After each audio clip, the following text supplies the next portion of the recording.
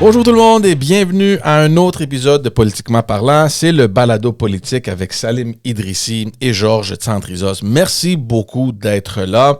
On vous invite encore d'aller nous suivre sur nos réseaux sociaux, sur notre chaîne YouTube. Abonnez-vous. Il y a plein de gens qui nous envoient des messages. Ça fait du bien, puis on l'apprécie, puis continuez. Salim, ça va bien? Ça va super bien, et toi? Ça va super bien, ça va super bien.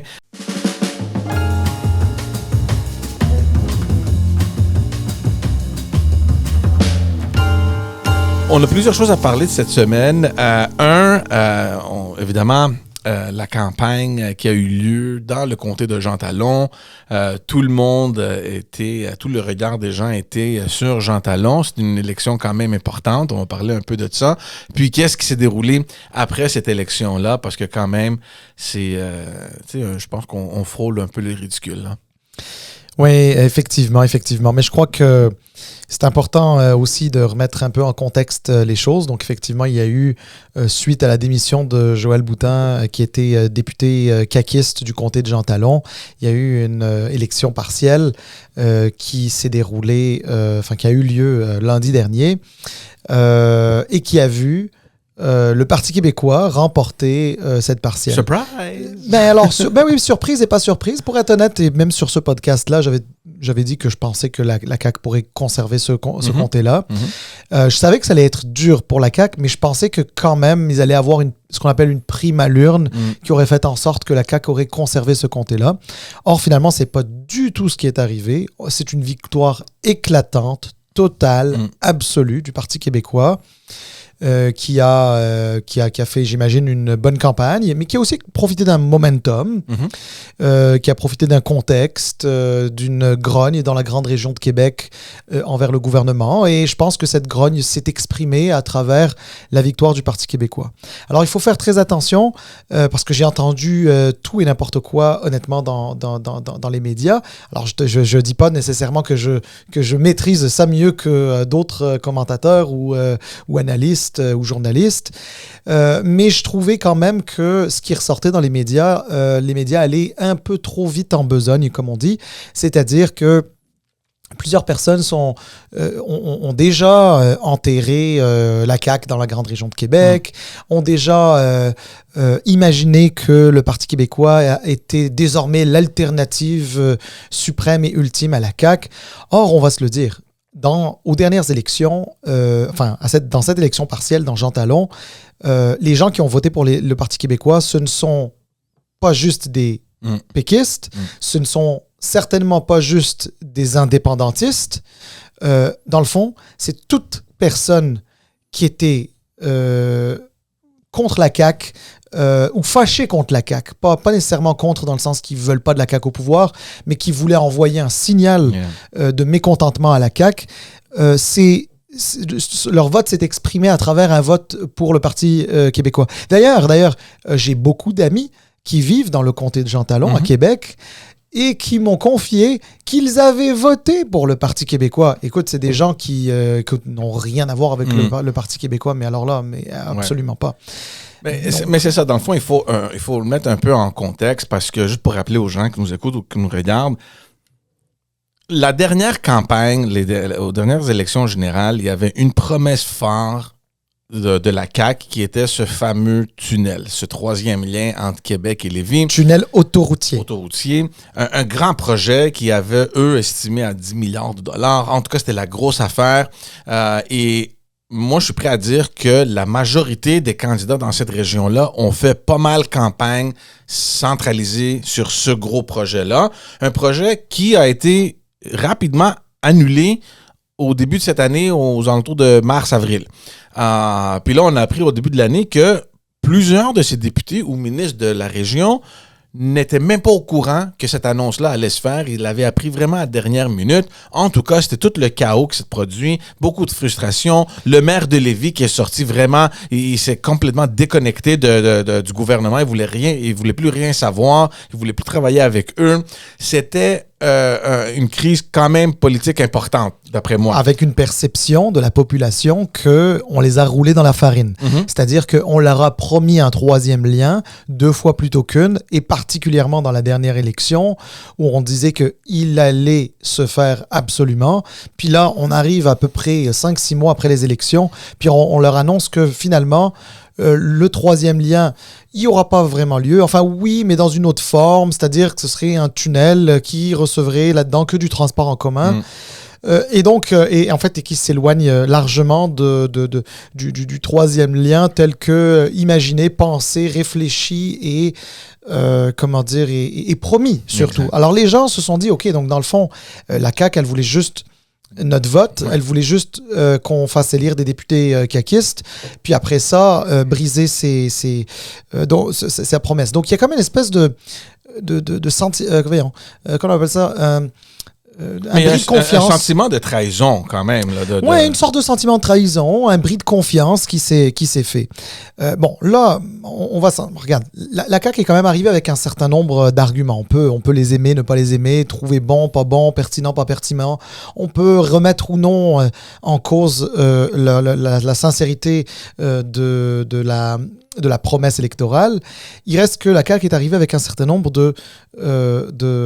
d'arguments. Bon, visiblement, ça n'a pas convaincu grand monde, en tout cas quand on voit les résultats dans Jean Talon.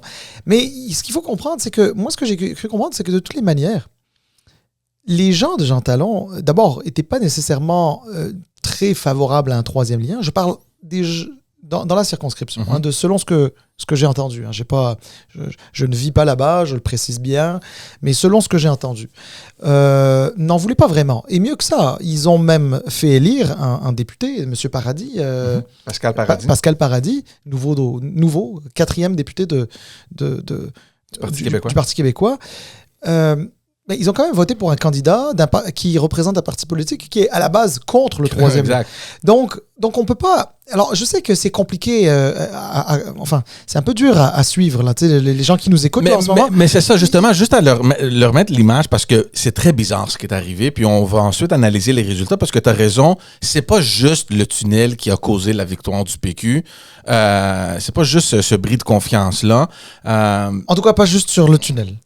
Exact. Donc, juste, tu sais, pour mettre un peu le contexte, c'est bizarre. On a une population qui a élu en grande partie, un parti qui a eu une énorme majorité en Chambre. Est-ce que le projet du tunnel faisait partie de ça? Peut-être. Bon, moi, je suis prêt à dire qu'en grande partie, à cause de ce projet-là, les gens ont donné confiance à M. Legault. Ensuite, cette même population-là s'est frustrée quand Legault a abandonné cette idée-là. Et cette même population a élu dans cette partielle-là un député, comme tu as dit, qui est essentiellement contre ce projet-là. Donc, encore là, juste pour dire que oui, le tunnel, il y a quelque chose à faire là-dedans, mais plus important pour moi, je pense, c'est ce que tu as dit. C'est la perception. C'est la perception qu'on a été trahi, que tu nous as dit une chose, puis tu as fait complètement le contraire. Mais en fait, c'est ça, exactement. C'est parce que il faut juste comprendre aussi, souvent, quand on parle de la grande région de Québec, on a l'impression que c'est un bloc monolithique dans lequel tout le monde pense soit blanc, soit noir. Non, c'est pas vrai. Il y a quand même des groupes qui sont un peu différents. Donc, c'est sûr que dans ce qu'on appelle la grande région de Québec, il y a des gens qui sont très favorables au troisième lien. Il y a des gens qui sont complètement défavorables au troisième lien. Il y a des gens qui sont ambivalents, ils savent pas trop. Il y a des gens qui disent, ça dépend de combien ça va coûter. 10 milliards, c'est peut-être un peu trop, mais en même temps, ça pourrait valoir d'en mettre quelques-uns des milliards pour avoir un troisième lien. Puis, il y a dans la grande région de Québec, souvent, on fait aussi référence à la rive sud de Québec. Et la rive sud de Québec, c'est des comtés dans Chaudière-Appalaches comme Lévis, Bellechasse, mais ça peut... écoute, parfois, ça s'éloigne jusqu'à arriver à Saint-Georges-de-Beauce. Puis là, c'est des gens qui veulent un troisième lien parce que là, tu sais, quand tu emmènes, quand t'envoies tes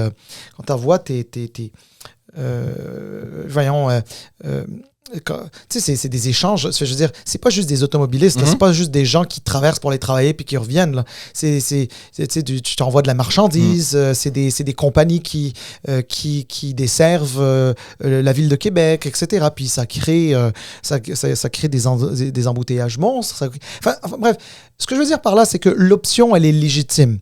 Mais c'est pas tout le monde qui est d'accord avec. Mais là, ce qui est drôle, c'est que, et c'est là où c'est un peu difficile pour les gens de suivre, c'est que comment se fait-il qu'une population d'un comté en particulier, celui de Jean Talon, fasse élire un parti politique ou un député provenant d'un parti politique qui est contre le troisième lien, lorsqu'ils sont censés être fâchés pour avoir abandonné le projet. Exactement. Ouais. Donc, tu sais, c'est là que c'est dur à comprendre. Mais effectivement, c'est une question de perception.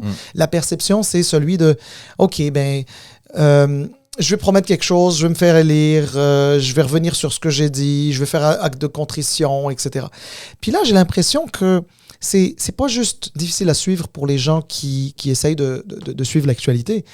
Visiblement, c'est difficile à suivre, même pour le gouvernement Legault, parce que au lendemain de la défaite, 16 heures après l'annonce de la défaite, le premier ministre Legault était en train d'ouvrir la porte à revenir sur une décision.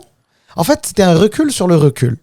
C'est-à-dire, ils avaient reculé sur le troisième lien, et là, ils étaient en train de reculer sur le recul, c'est-à-dire que, ben là, finalement, peut-être qu'un troisième lien, ça serait pas... Mais alors, mais c'est, honnêtement, là, moi, écoute, j'entendais, je pense, c'est Jonathan Trudeau au micro de Paul Arcand qui en parlait, qui disait, c'est quand même surprenant cette panique. On dirait qu'il y avait comme un gouvernement en panique. En réalité, c'est que le gouvernement, même en perdant Jean Talon, a 89 députés. Vient à peine de se faire réélire l'année passée. Il n'y a pas d'opposition à Québec, que ce soit les libéraux, les solidaires, les péquistes. Il n'y en a pas. L'opposition, d'une manière générale, est très faible. C'est un gouvernement qui, depuis 5 ans, gouverne sans opposition presque. Dans la vie d'un gouvernement, qu'il y ait des petits sursauts de la population, c'est aussi normal. Ça ne veut pas dire qu'il ne faut pas y accorder d'importance. Il faut y accorder l'importance que ça a. Cela dit, tu n'es pas obligé d'être en mode panique. Ils sont encore bons dans les sondages. Je veux dire, tous les voyants sont au vert. Je crois qu'ils auraient pu se prendre un moment, digérer, dire OK, ben là, on va respirer par le nez un instant, etc. Puis là, regarde, je m'excuse, je ne suis pas d'accord avec beaucoup de gens qui, dans les médias, étaient en train de dire « Ah là, le Parti québécois, c'est devenu la vraie opposition. » etc. Non, il faut arrêter. Non. On n'est pas là. Je te dis pas que, regarde, dans 3 ans, on s'en reparlera. C'est l'élection dans 3 ans. Il y en a des éternités d'ici l'année prochaine, d'ici 2026. On va savoir ce qu'il en est. On va revenir sur la question de revisiter ou d'ouvrir à nouveau toute la discussion autour du troisième lien. Mais avant, on va juste retourner justement au résultat. Tu en as fait mention un peu avant. Et c'est vrai que ce qui est clair, c'est que la population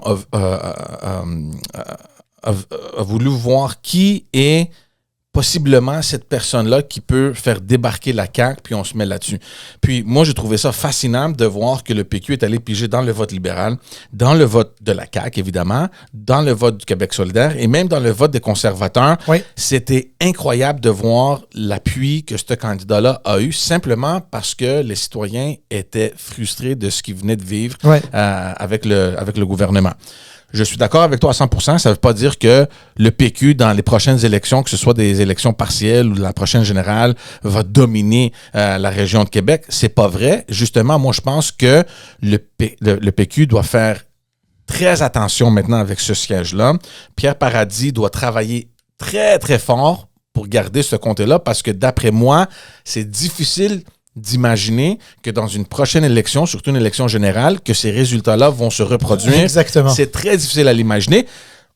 Je donne le bénéfice du doute à M. Paradis. Peut-être qu'il sera parmi ces rares députés pour lesquels on aime tellement qu'on met de côté l'idéologie politique. Ça arrive. C'est pas impossible. Ça peut arriver. Moi, je l'ai vu. Même nous, d'ailleurs, on avait des gens qui nous donnaient leur vote, pas parce qu'on était libéraux ou, c'est pas à cause du parti, parce qu'ils aimaient et appréciaient le travail qu'on faisait. Donc, Mais pour arriver là, il y a du travail, là. Il y a du travail à faire. Donc, je pense pas que ça se peut se reproduire. Mais initialement, quand je voyais les résultats rentrer, et surtout après, quand on a vu un peu le total, puis on a pu analyser, moi, je me demande, je pense que je t'ai même envoyé un message. Ouais. Est-ce que le vote souverainiste, spécifiquement, on oublie le vote libéral, le vote des conservateurs, ça, c'est sûr et certain que c'est un vote un contest vote, un protest vote. Mais est-ce que c'est possible que les gens qui avaient quitté le Parti québécois autour de 2014, est-ce qu'il y a une possibilité que ces gens-là regardent un peu le parti et disent c'est peut-être temps qu'on retourne chez nous, là, le vote qu'ils ont perdu à la CAQ ou le vote qu'ils ont perdu à Québec solidaire, est-ce qu'il revient lentement vers le PQ? Est-ce qu'ils ont pu apercevoir que ils ont un leader charismatique qui a fait une excellente campagne depuis l'élection en 2022. Ils accumulent des petites victoires, une après l'autre. Il y a un momentum. Ils ont le vent dans les voiles. Est-ce que ça se peut que les vieux souverainistes frustrés qui ont quitté le Parti québécois peut-être regardent à retourner? Je ne dis pas que ça va faire un éclat majeur dans les résultats, mais est-ce que doucement, on est en train d'aller recueillir un peu les gens qui nous ont quittés? Écoute, c'est une question qui est très légitime. Très, très légitime. Je peux te donner un peu mon opinion et on verra bien si elle vaut quelque chose un jour. En tout cas, à partir de 2026, on le saura davantage. Écoute, moi, j'ai un peu de mal nécessairement à croire à cette possibilité pour la simple raison que c'est le comté de Jean Talon. Si ça avait été un autre comté que Jean Talon, je t'aurais dit, ouais, peut-être. Dans le comté de Jean Talon, il faut comprendre aussi un peu son historique. C'est que c'est un comté qui, historiquement, a toujours été libéral. Mm-hmm. Toujours été libéral parce que, c'était un morceau de communauté, un morceau de population, si tu veux, qui, d'une manière générale, est libéral au sens philosophique du terme, déjà à la base, et était sans doute aussi plus fédéraliste. Donc, Jean Talon, ça a toujours été le cas. Là, de dire qu'il y a des souverainistes qui se sont réveillés et qui ont voté pour le Parti québécois dans Jean Talon, j'ai sincèrement pas l'impression qu'on a voté pour le Parti québécois à cause de sa position souverainiste. Sincèrement, je ne le pense pas. Il ne devait pas y en avoir beaucoup des souverainistes à Jean Talon. Oui, il devait y en avoir qui ont voté pour la CAQ probablement dans les deux dernières élections. Mais pas nécessairement, pas nécessairement pour les électeurs dans Jean Talon, mais juste le fait de voir que le parti a gagné ce comté-là, ce que personne n'a pu imaginer jamais. Puis là, ça ajoute un député, puis ils ont un momentum. Est-ce que ça peut rediriger le vote anciennement péquiste vers le PQ? Mais écoute, si on ne se limite pas à Jean Talon, dans ce cas-là, j'ai envie de te dire, oui, il y a une possibilité à ça. Mais je vais juste te dire un truc, puis là, c'est ce que je vais dire va détonner un peu avec ce qu'on entend habituellement dans les médias traditionnels. Moi, personnellement, de ma lecture de l'échiquier politique au Québec, je ne crois pas qu'il y ait de la place à la fois pour la CAQ et le PQ sur l'échiquier politique. Je ne crois pas. Je ne crois. Moi, j'ai l'impression que les deux vont se cannibaliser un petit peu. Et au point où peut-être que la CAQ va devoir à un moment ou un autre se repositionner. Est-ce que la CAQ va essayer de... Est-ce que le PQ va pousser la CAQ à occuper la position que le Parti libéral du Québec avait traditionnellement l'habitude d'occuper? C'est pas impossible. C'est-à-dire? C'est-à-dire un parti contre la souveraineté, pas nécessairement fédéraliste, mais contre la souveraineté ou contre un référendum sur la souveraineté. Un parti, un parti de l'économie. Un parti... Mais ça, le Parti de l'économie, je pense qu'ils ont doucement commencé à occuper cette étiquette-là pour la CAQ. Ils l'ont, mais attention, ça reste une forme d'économie qui est très différente de ce que offrait le Parti libéral du Québec. N'oublie pas qu'ils sont très interventionnistes, les caquistes. Mais ce que je trouve intéressant dans ce que tu dis, c'est que si le PQ réussit à forcer la CAQ à prendre position sur la souveraineté, ça va causer un méchant problème dans le caucus de la CAQ parce qu'on s'entend qu'il y a pas mal de souverainistes là-dedans. Si le PQ arrive non pas à pousser, je ne crois pas qu'il soit en mesure de pousser la CAQ à se positionner. Par contre, ce que le PQ pourrait faire en sorte, c'est essayer de ramener un débat qui est polarisé, qui est celui de souveraineté-fédéralisme. Ça va être compliqué pour M. Legault et la CAQ de dire moi, je suis ni fédéraliste ni souverainiste, bien au contraire. Ça ne marchera pas. À un moment, s'ils sont amenés nécessairement à se dire soit l'un, soit l'autre, ça pourrait être un problème. En même temps, il faut se le dire, la plus grosse réussite, la plus grande réussite de François Legault, ça aura été de mettre au placard le débat polarisant de souveraineté-fédéralisme. En disant juste une chose. Moi, c'est le Québec d'abord. Les Québécois ne veulent pas d'un référendum, donc je ne vais pas leur servir de référendum. Mais je ne crois pas nécessairement dans une forme de fédéralisme qui ne me permettrait pas d'assurer ma pleine autonomie. Ouais. Et écoute, le PLQ a déjà occupé cet espace-là. La seule différence, c'est que le PLQ croit peut-être un peu davantage au Canada ou au fonctionnement de la fédération, croit en la nécessité d'être de bons joueurs à ce niveau-là, etc. Bref, c'est un autre débat, là, on ne rentrera pas là-dedans aujourd'hui. Mais c'est ça. Mais alors, si on revient à ta question de base, est-ce que ça peut être une bougie d'allumage pour le mouvement souverainiste au Québec? Honnêtement, c'est pas le sentiment que j'ai pour la simple... Est-ce qu'il y a des gens qui vont être un peu plus attentifs à ce qui se passe au PQ et ce que propose le PQ? Probablement. Ouais. Suite à cette élection. Mais cette élection-là, c'est ni la victoire du PQ, ni la victoire du mouvement souverainiste. C'est littéralement un sursaut de la population pour dire au gouvernement en place, stop. Puis d'ailleurs, je veux juste dire un truc, je te redonne la parole tout de suite. Moi, j'ai trouvé très courageux François Legault, lundi soir, de dire à sa candidate, pour qui, je suis sûr, il a beaucoup d'estime et d'affection, de lui dire, t'as fait une très bonne campagne, c'est pas toi qui as perdu, c'est moi qui ai perdu. Ouais, absolument. Ça, honnêtement, je vais te dire... Tu le vois pas vraiment souvent, en politique, ça. Non, on le voit pas souvent. J'ai trouvé que c'était courageux parce qu'on aurait... Ça aurait pu lui revenir dans le visage, puis potentiellement, ça pourrait encore lui revenir, mais en tout cas, c'est courageux de l'assumer.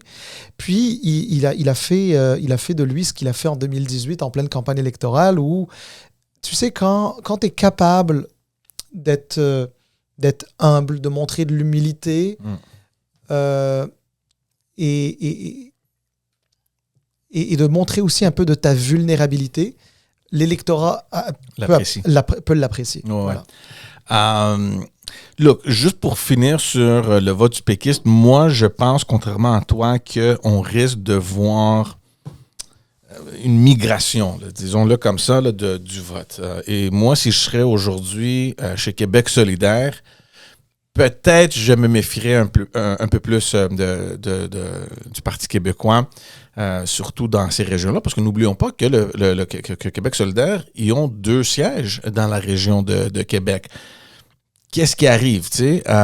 Donc, I don't know. Évidemment, on va pas spéculer, là, on va voir ce qui arrivera. Mais je veux aussi quand même mentionner le Parti libéral parce que, premièrement, c'est sûr que tous les partis ont perdu de vote comparé à l'élection générale de 2022. Mais c'est aussi un petit son d'alarme pour le Parti libéral parce que d'après ce que moi j'ai appris puis de ce que plusieurs m'ont dit, c'est que ils avaient vraiment mobilisé la machine. On s'entend que la machine aujourd'hui n'est pas la même que quand on était là, mais si le résultat que tu obtiens avec tout ce que tu as mis dans cette élection, qui apparemment c'était vraiment tout, et tu as eu moins de votes que l'élection générale, ça envoie aussi un message au Parti libéral de genre, tu sais, réveillez-vous. Bon, on va se le dire, là. Le Parti libéral du Québec est dans la marmelade. OK? Ouais. On va dire marmelade, OK? Comment je vais te dire ça? Jean Talon, ce qu'on a vu comme résultat, je pense qu'ils ont fait 8%. Évidemment, ça démontre pas mal l'état lamentable dans lequel se retrouve ce parti-là. Ouais. C'est pas pour le défendre. Je veux juste dire une chose. C'est que cette élection, les rares libéraux ou les rares personnes qui étaient prêtes à voter pour le PLQ sont allés donner leur vote au PQ parce qu'il était plus important pour eux d'envoyer un message à la CAQ que de gagner. Que de donner leur vote au PLQ que tout le monde savait c'est un vote perdu. Perdait. C'est ça. Donc, c'est du vote stratégique, pas à peu près. Puis d'ailleurs, je te rappelle que le vote stratégique, c'est aussi ce qui a mené le maire Marchand à devenir maire. Là, il y a des gens qui vont peut-être... comment je vais te dire ça? Qui vont peut-être contester ce que je viens de dire, mais la réalité, c'est qu'il y avait des libéraux, il y avait des péquistes, il y avait des solidaires dans la campagne du maire Marchand. Donc, est-ce que, d'une certaine manière, c'est le prolongement de ce qui s'est passé aussi à la mairie? Oublie pas, hein, le maire Marchand, le troisième lien, de mémoire, là... il n'est pas très favorable à ça, lui. C'est ça. En tout cas, ça n'a jamais été clairement dit, je crois. Je ne veux pas dire de bêtises, mais je ne pense pas qu'il l'ait clairement dit. Mais disons que au nombre d'interrogations qu'il posait ou qu'il se posait, on peut déduire que ce n'était pas un grand fan de l'idée, de l'étalement urbain, etc. Que lui, son projet, c'est celui du tramway, du transport en commun. Et d'ailleurs, c'est pas impossible qu'il ait joué un rôle indirect dans cette élection-là partielle. Ouais, ben ça, on ne sait pas ce qui s'est produit en arrière-scène, mais c'est quand même un débat intéressant de voir qu'un leader politique est catégoriquement contre, ou au moins, il préfère un autre projet, puis tu as un gouvernement qui pousse sur un autre projet. Mais pour revenir là-dessus, là, sur ce que tu as dit avant concernant le fait que même pas 24 heures après, le premier ministre qui rouvre cette possibilité-là de réévaluer le projet. Puis moi, j'ai trouvé ça un peu ridicule parce que, tu te présentes, puis tu pousses ce projet-là comme si c'est la plus grosse affaire que tu vas créer. C'est le gros projet. Donc, n'importe qui peut penser que si tu le mets dans ta plateforme puis que tu le pousses tellement, ça veut dire que tu as fait soit les recherches ou tu as des renseignements assez pour justifier que ce projet-là fasse tellement partie dans ta plateforme. En plus de ça, tu te fais élire avec une majorité écrasante. Donc, ça vient renforcer l'argument que ce projet-là, les gens le veulent. Ensuite, tu retires ce projet-là de ta stratégie. On t'envoie à la porte. On dit bye-bye, ciao, on amène quelqu'un d'autre. Puis là, tu reviens pour dire que là, on va consulter la population pour voir ce qu'ils veulent. La question immédiate qui m'est venue en tête, c'est attends une minute, là. Tu n'avais pas fait une consultation avant de promettre ça dans ta première campagne? OK, ça c'est un. Deuxièmement, le rapport que tu as eu sur lequel tu t'es basé pour justifier que finalement le projet-là n'est plus viable. Il n'a pas changé depuis. Mais là, c'est quoi? Qu'est-ce qui arrive là? C'est quoi les informations que vous avez et qu'est-ce qui se passe? Écoute, une partie de la réponse que tu cherches, elle est... tu peux la trouver directement dans les citations de M. Legault le soir de la défaite et le lendemain. Il est sorti publiquement pour dire la grande région de Québec est très importante pour la coalition Avenir Québec. Il est hors de question pour nous de la perdre. Il est hors de question de perdre le soutien des gens de la grande région de Québec. Et par conséquent, on va consulter la population pour voir si elle est favorable ou pas favorable. Mais tu trouves pas ça ridicule? Mais non, mais attends, laisse-moi finir mon raisonnement, tu vas voir.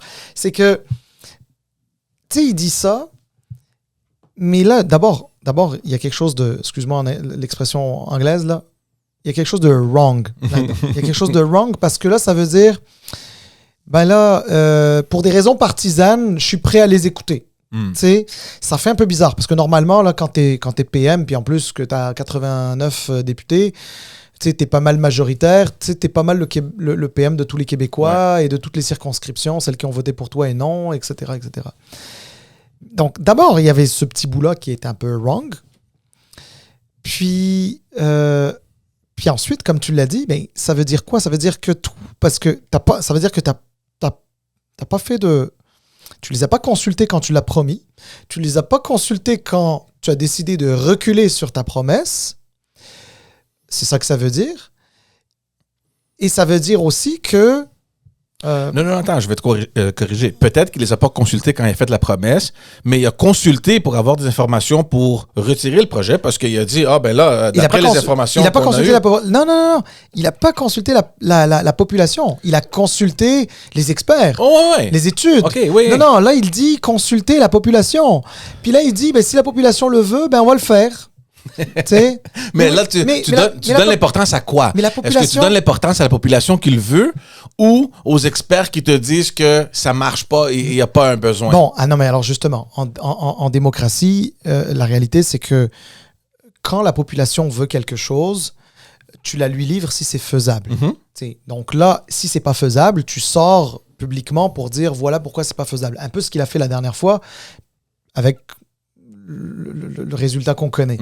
Mais moi, ce qui me perturbe le plus là-dedans, c'est que d'abord, est-ce que dans la grande région de Québec, y compris sur la rive sud de Québec, les gens voulaient ce troisième lien? Je pense que la réponse est oui, je crois bien, parce que les parties prenantes, les chambres de commerce, les maires des municipalités, les gens d'affaires, les regroupements de citoyens, etc. Beaucoup de gens le voulaient. Beaucoup de gens. Bon, maintenant, oui, il y a de la réticence à Québec aussi, je comprends, mais il y en avait. Alors, il veut consulter ces gens-là. Mais il veut consulter ces gens-là après que les gens qui sont contre le troisième lien le font battre dans sa circonscription. Écoute, honnêtement, ça n'a pas de sens. Puis pour les auditeurs qui nous écoutent, là, si vous ne comprenez pas, inquiétez-vous pas. Normal. C'est normal. Je sais pas. Puis, en même temps, moi, j'ai voulu savoir un peu ou avoir la réaction des maires. Le maire Marchand, le maire de Québec, je pense qu'il est sorti, mais il n'a pas dit vraiment quelque chose de spécifique là, sur l'élection. Mais je remarque quand même le silence du maire Lehouillier, le maire de Lévis, qui, lui, il a vraiment fermé la porte. Il s'est dissocié complètement du gouvernement, puis j'ai rien entendu de lui concernant cette élection-là non plus. Écoute, j'ai pas nécessairement vu cet épisode-là, par rapport au maire Lehouillier, mais je crois bien que lui, s'il entend le gouvernement reculer sur son recul, il se peut bien que le maire Lehouillier soit content, pas du gouvernement, mais content de la situation. Donc, parce que, tu sais, qu'on le veuille ou non, c'est sa ville qui serait reliée à Québec. Et puis quand bien même ce ne serait pas sa ville directement, ça serait proche des gens de sa ville qui vont en profiter. Non, mais tu sais, je vais te dire une affaire. Tu sais, c'est sûr que là, on peut parler d'environnement. Est-ce que c'est bon ou non pour l'environnement? On peut parler de finances publiques. Et ça a-tu du bon sens de mettre 10 milliards dans un projet comme ça? On peut trouver toutes ces raisons-là, qui sont toutes valides, toutes valides. Mais je crois que il faut aussi mettre les choses aussi en perspective. Puis je crois à la défense du gouvernement Legault, qu'ils essayent aussi de faire la réflexion. Est-ce que, un tel projet est légitime? Est-ce qu'un troisième lien entre Québec et la rive sud de Québec et Lévis, est-ce qu'il est légitime? Est-ce qu'on en a besoin? Est-ce qu'il y a un besoin de ça? Tu sais, je te rappelle que dans la grande région de Montréal, tu sais, quand le pont Champlain, ça allait pas. Montréal ne pouvait pas vivre avec un lien en moins. En ce moment, il y a le tunnel Louis-Hippolyte Lafontaine, où il y a des travaux majeurs pour je ne sais pas combien de millions d'années. Ouais. Et ça ne roule pas très vite. C'est très lent. Ça pousse les camions à prendre d'autres chemins, etc., etc., etc. Mais la question, elle est là, c'est est-ce que la région de Québec, d'un point de vue économique, social, en a besoin? Je pense que c'est légitime de se poser cette question-là. Maintenant, c'est une question qui aurait dû se poser il y a longtemps parce que c'est justement ce que j'allais te poser. Ça fait plus de 10 ans qu'on en parle. Là. Ça fait presque 15 ans, 12 ans, une douzaine d'années au moins qu'on en parle sérieusement. Puis c'est ça. Puis là, ils te disent les données avec le télétravail, après la pandémie. Ça, franchement, c'est de la bullshit. Là. Les données, là, entre le mois d'octobre que tu as gagné les élections jusqu'au mois de mars, c'est quoi? C'est 4, 5 mois, 6 mois? Je suis désolé, là, mais les données ne changent pas tellement drastiquement que ça. Puis en même temps, juste pour revenir à ce que tu disais, à 100% raison avec toi, ça fait des années que tu pousses ce projet-là. On aurait imaginé peut-être que rendu là, tu aurais pas mal d'informations sur la viabilité de ce projet-là, les coûts de ce projet-là, toutes sortes d'autres données qui te justifieraient la construction de ce projet-là. Mais tu vois les coûts, par exemple. Tu sais, on parle de 10 milliards de dollars. Je sais pas, honnêtement, je sais pas si ça vaut 10 milliards. Est-ce que c'est ça le vrai chiffre? En tout cas, c'est le chiffre qui a été spiné assez longtemps. Tu sais, on a le droit aussi, comme contribuable, de se poser la question. Est-ce que 10 milliards de dollars, est-ce que c'est beaucoup pour cette infrastructure-là?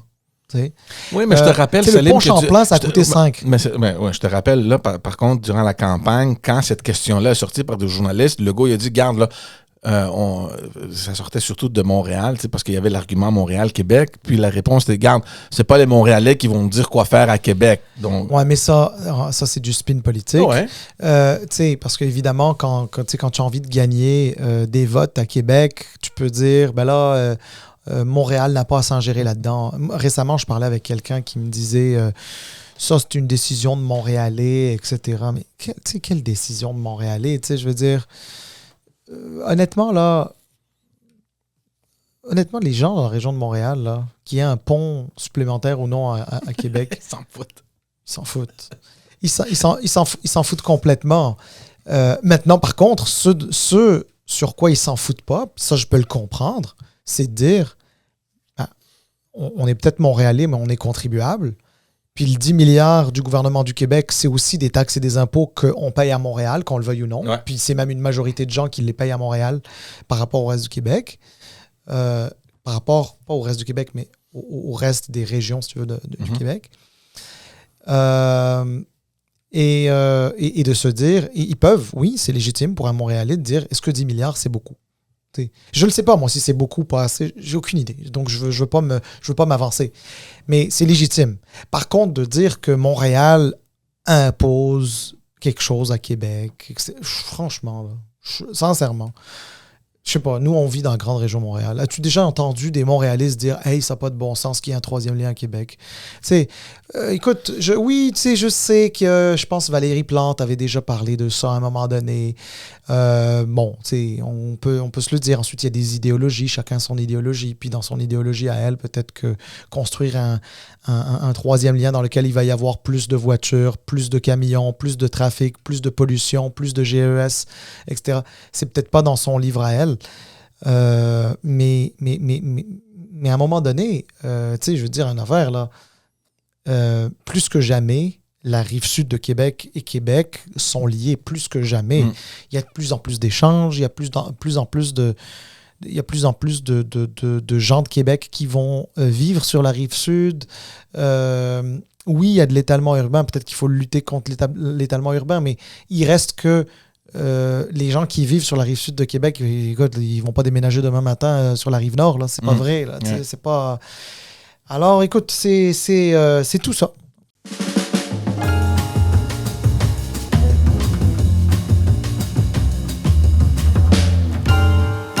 On va parler un peu de est-ce qu'on peut dire clownerie, hein? Clowneries en anglais dans l'Assemblée? En tout cas, des comportements un peu puérils, farfelus. Moi, j'ai jamais vu ça, puis on va le faire ça. On va pas concentrer trop de temps là-dessus parce que je pense pas que ça vaut la peine, mais quand même important de le mentionner. Ce qu'on a vu dans l'Assemblée nationale cette semaine, ou je pense que c'était hier. Puis honnêtement, je trouve ça complètement normal que les oppositions profitent de cette faiblesse un peu du gouvernement suite à cette défaite-là, de l'attaquer un petit peu. Ça, c'est normal. Ça fait partie de la game. Spécifiquement, pour mettre les gens en contexte, il y a un député de Québec solidaire qui s'appelle Sol Zanetti. D'ailleurs, c'est un député qui est élu dans la région de Québec. Jean Lesage. Jean Lesage, dans le comté de Jean Lesage, qui voulait montrer peut-être une image des promesses du gouvernement Legault qui se dégonfle. Puis, il a pris un ballon, il a soufflé, puis il l'a laissé partir dans l'Assemblée nationale. Je comprends qu'aujourd'hui, avec les réseaux sociaux, puis toutes les clips, puis je comprends l'importance que ça occupe dans tout le branding puis le marketing politique là, de tous les partis.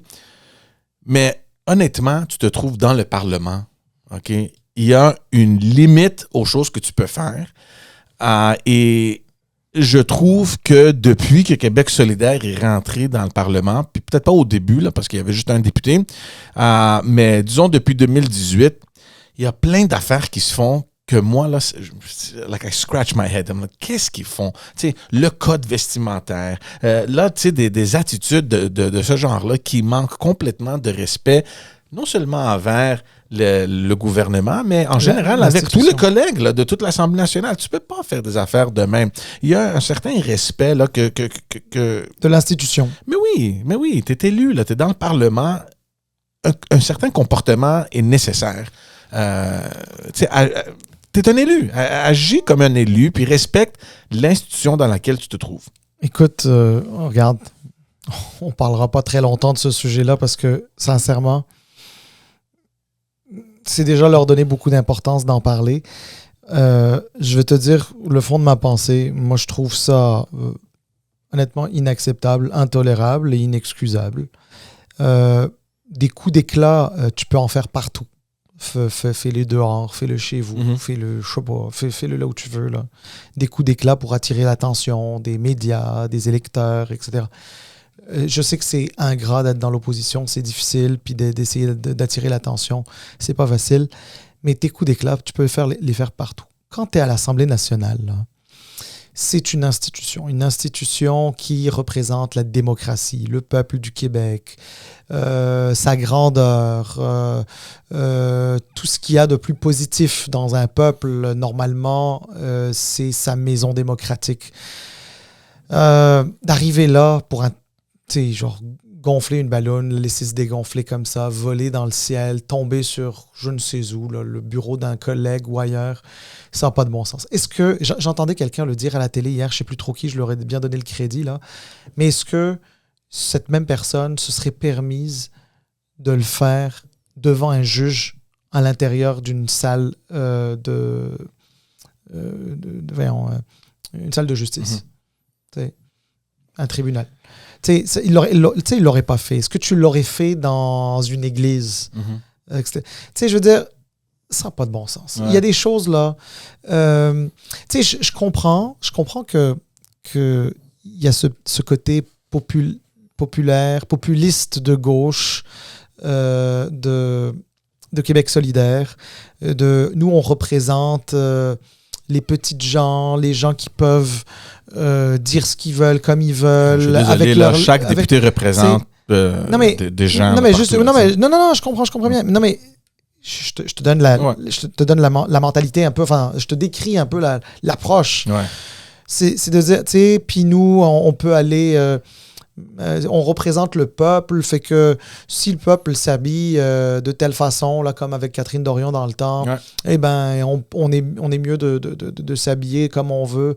Mais tu sais, à la limite, l'habillement, on peut toujours dire que telle personne n'a pas les vêtements qu'il faut. Ben, en tout cas, ça dépend lesquels, là, on s'entend, mais ce que je veux dire par là, c'est que, OK, s'habille inadéquatement. Tu sais, à la limite, on peut s'arrêter là. Mais sérieusement, un coup d'éclat de ce genre-là, c'est un manque de respect à l'institution, c'est un manque de respect aux Québécois. Et puis, ça démontre aussi quelque chose, c'est que Québec solidaire ne représente pas ses commettants. Québec solidaire représente sa base militante. C'est-à-dire quoi? Ça veut dire que, tu sais, les gens de leur comté, c'est pas tous des gens qui ont voté pour eux. Ouais. Comme d'ailleurs dans les autres comtés. C'est vrai aussi dans les autres comtés, pour les autres députés des autres partis. Je sais pas. Honnêtement, j'ai beaucoup de misère. Mais voilà. Oh non, moi aussi, j'ai trouvé ça un peu... Écoute, je sais pas si tu te souviens, mais il y a quelques mois, on avait parlé, c'était sorti dans les médias, on en avait parlé nous aussi sur le podcast, de Geneviève Guilbeault qui avait une liste de mots qu'elle essayait de glisser pendant les crédits, la séance des crédits, etc. Puis là, tout le monde lui était tombé dessus. C'est inacceptable. Et pourquoi? Puis là, tu sais, on joue pas à l'Assemblée nationale, etc. Bon, compare ça maintenant à ce qui s'est passé. Non, mais ça n'a même pas de comparaison. Ça n'a pas de comparaison. Franchement, je veux dire... Puis là, en plus, il s'est pas excusé.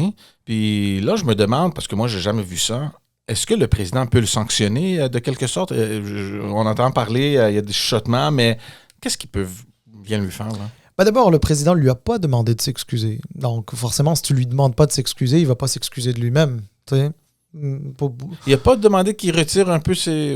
pas des propos, c'était... Non, c'était des excuses qu'il aurait dû demander. Je pense, il ne les a pas demandées. D'ailleurs, je pense que c'est ça qui avait rendu foudrage le leader caquiste.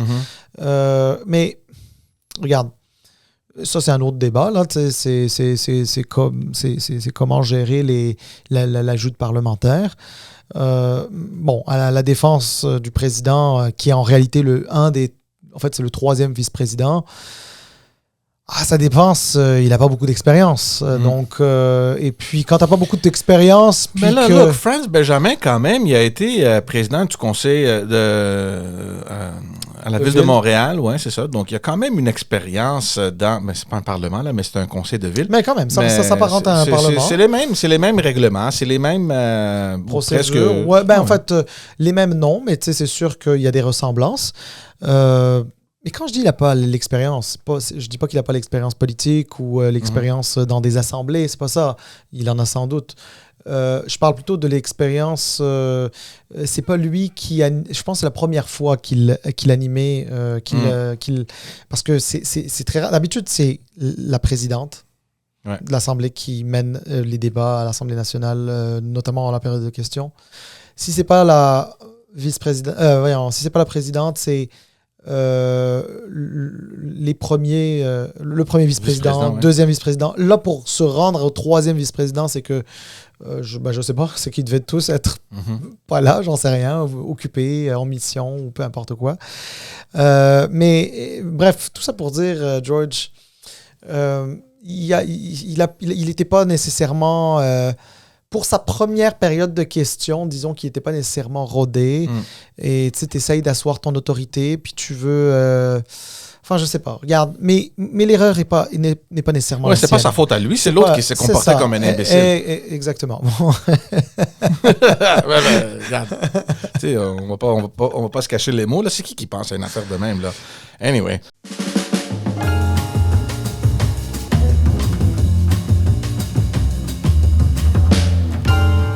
Je voulais pas le mentionner au début, là, mais je pense que le temps qu'on enregistre cet épisode-là, je pensais plutôt à ça. Puis j'ai dit, regarde, ça fait de l'actualité, puis je pense que ça serait intéressant qu'on en discute au moins un peu.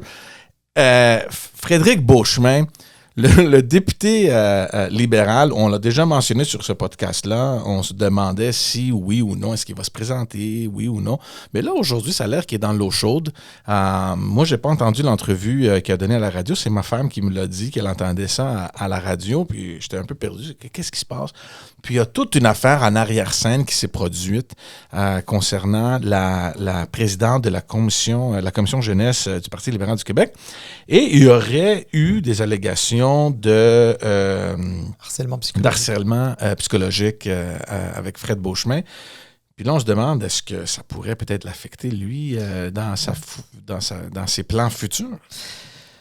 Bon, d'abord, j'ai commencé par dire, honnêtement, je connais pas très bien l'histoire et je m'y suis pas intéressé beaucoup pour la simple raison que je trouvais que c'est pas mal n'importe quoi et que une opposition officielle devrait être un peu plus crédible que ça. Puis toutes ces espèces d'affaires-là ne devraient pas arriver. Bon, en même temps, harcèlement psychologique, c'est quelque chose de sérieux. Je ne suis pas en train de dire que quelque chose est arrivé. Moi, je ne suis pas un juge. J'ai aucune idée. Là, moi, on répond ce qu'on a entendu. C'est ça. Moi, je ne condamne personne ne sachant pas ce qui est arrivé. Et puis, honnêtement, comme ce que je t'ai dit, j'ai pas un énorme intérêt pour des histoires de ce genre-là. Cela dit, si c'est avéré qu'il y ait une forme d'harcèlement psychologique, c'est sûr qu'il faut prendre ça au sérieux. Tu peux pas ne pas prendre au sérieux ça. Là, mais bon, écoute, il va y avoir des petites enquêtes internes et autres, là, et administratives, puis on le saura. Cela dit, ce que je peux commenter d'un point de vue politique, c'est que ça part mal un potentiel leadership. Ouais. C'est pas un potentiel leadership, tu peux pas commencer englué dans quelque chose de ce genre-là. Surtout que ce prétendu harcèlement psychologique, je pèse mes mots parce que je fais attention, parce que je veux pas condamner qui que ce soit, quoi que ce soit. Mais ce prétendu harcèlement psychologique, il visait la présidente de la commission jeunesse, donc quelqu'un qui occupe un poste bénévole mais officiel au Parti libéral du Québec. Mais tu sais, comment partir en campagne au leadership avec ce genre d'allégations-là? Ça pourrait lui faire perdre des plumes. Je sais, en tout cas, je dis ça comme ça. Là, on verra bien. Là, il y aura bien des conclusions à tout ça. Puis peut-être qu'il sera blanchi. Mais tu sais, même quand tu es blanchi, tu le sais, tu ne l'es jamais vraiment. Là. Mais c'est pas juste ça, c'est surtout que... Tu sais, que Fred Beauchemin prenne la décision ou non de se présenter dans la course à la chefferie, on s'entend que la commission jeunesse joue quand même un rôle quand même présent dans cette course-là. Et on l'a vu auparavant, les aspirants chefs, ils veulent développer des relations de proximité avec la commission jeunesse. C'est sûr qu'ils mobilisent beaucoup les jeunes. On sait que le vote des jeunes a un point différent. Pas plus dans une chefferie. Dans une chefferie, c'est plus le cas. Alors, attention, les jeunes sont encore extrêmement importants pour gagner une chefferie parce que ils ont des pouvoirs de mobilisation, ils se regroupent tous, si c'est pas dans des cégeps, dans des universités. Donc, c'est toujours très important d'avoir les jeunes de ton bord. La différence avec avant, c'est qu'aujourd'hui, on parle de un membre, un vote. Ouais. Alors que dans le temps, c'était le système des slates, là, des représentants. Ouais. Et puis, à cette époque-là, 33% des représentants étaient garantis à la commission jeunesse. Donc, on n'est plus dans le même cas de figure. Okay. Mais il reste qu'il demeure très important, ça, c'est sûr. C'est sûr, mais ce que je disais, c'est que tu te présentes dans la course à la chefferie, que tu le veux ou non, il va falloir qu'il y ait cette proximité-là avec la commission jeunesse. Et si lui, dans le futur, va vouloir se présenter avec tout ce qui se passe maintenant, ça commence peut-être mal, l'aventure. C'est sûr, ça commence mal. Maintenant, de là à dire qu'il est grillé pour de bon, c'est peut-être trop tôt pour le dire. Mais c'est sûr que ça... Regarde, c'est pas la façon la plus idéale de commencer. C'est pas une façon idéale de démarrer un leadership, là, ça c'est certain. Là. Et voilà tout le monde, on va mettre fin à l'épisode. Merci encore de nous suivre, de nous écouter et de votre appui, de vos commentaires, de vos messages. Et c'est ça, on vous revient encore la semaine prochaine. On aura peut-être quelques surprises. On travaille sur quelque chose qui pourrait se concrétiser la semaine prochaine. Donc peut-être que vous auriez des épisodes extra bientôt. D'ici là, passez une bonne journée, puis on vous voit dans le prochain épisode. Au plaisir. Ciao. Bye.